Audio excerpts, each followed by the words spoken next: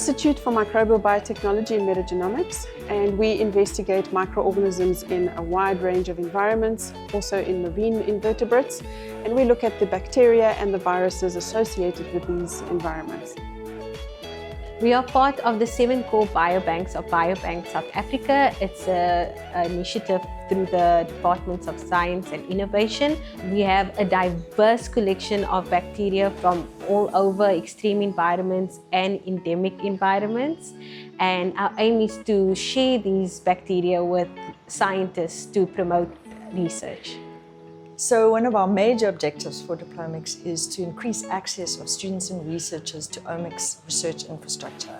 And our outreach today here that we're hosting with UWC is specifically for marine science learners and their teachers.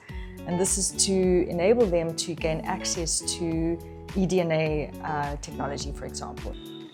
The goal of today is teacher outreach to teach some local marine biology teachers and biology teachers about next generation sequencing to determine DNA sequences and the use of that in discovering novel enzymes or novel sets of genes that can produce antibiotics.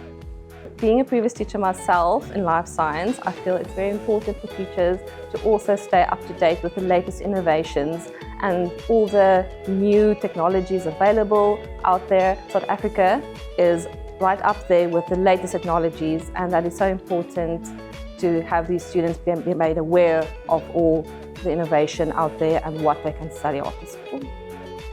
Genetics and DNA is part of the grade 11 syllabus, and so it links nice to that part of the syllabus, and it empowers the teachers to have a better understanding of the curriculum, of the subject matter.